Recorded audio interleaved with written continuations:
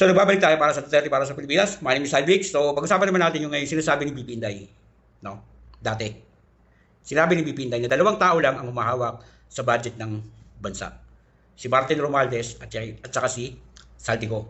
Di ba? Yung mga kakamping noon, nung time na nagbitaw ng salita lang ganyan si BP Inday. Di ba? Grabe yung pang-aalipusta nila. So ngayon, lumalabas na totoo talaga na ang may hawak lang ng pondo natin ay si Martin Romualdez at saka si Saldico. Sila yung sumalaula sa budget natin. Sila yung sumalaula sa flood control project natin. Sila lahat, yung mga program na nilipat nila sa unprogram, di ba? Yung mga part pa ng build project ng admin ni PRRD, kinuha nila yung pondo doon, nilagay nila sa unprogram. Tapos ang karamihan ng pondo doon, ginamit nila sa flood control. O, di ba? Ang galing, no? Di ba? So, ito yung sinasabi ko na kung bakit ganun sila kainit kay BP Inday. Kasi from the start, alam na ni BP Inday kung anong klase talaga sila mga tao. So, ibig sabihin, kapag nanalo si BP Inday, meron talaga silang kalalagyan. Kasi from the start, alam na niya yung nangyayari. Kaya ngayon, lumalabas sa ng ombudsman, pinapakasuhan na nila si Saldico at saka si Martin Romualdez. So, ibig sabihin, ang pinopoint na nila na mastermind si Saldico at saka si Martin Romualdez. Di ba? So, sa Blue Ribbon naman, pinipilit naman nilang idamay si Chis Escudero, di ba?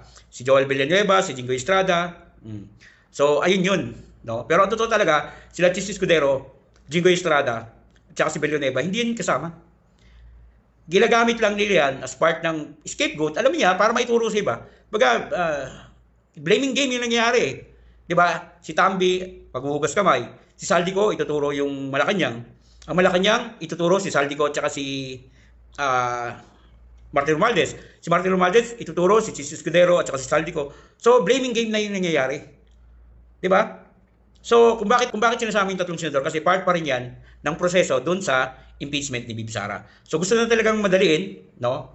Na ma-impeach si Bibi Sara. Gusto na nilang madaliin na yung kaso, may isang pa, na para if ever, yung tatlo hindi na makasama sa pagboto sa, di ba, sa impeachment. So, ganun yun. Yun yung mga rason kung bakit yan nangyari. Kasi, talagang takot sila na mabalikan ni BP Inday. No? Pagdating ng araw, if ever man na manalo si BP Inday. Yun talaga yung rason kung bakit. Takot sila. Kasi from the start pa lang, alam na ni BP Inday kung anong ginagawa nila. Di ba nga, kaya siya umalis sa DepEd. Kasi nga, ginagawa nila ng kababalaghan yung proyekto ng DepEd, pero hindi pumayag si BP Inday. Oh. Kaya siya mismo nagsabi na alam niya from the start na dalawa lang ang may hawak ng pondo natin, si Saldico at si Martin Romualdez.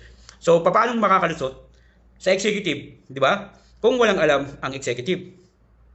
Hindi naman tanga yung presidente para pirma lang ng pirma, di ba? Alam niya yan. Kagaya ng sinasabi ni Saldico, naniniwala ako na talagang parte ng scam na yan si BBM. At alam ko, siya yung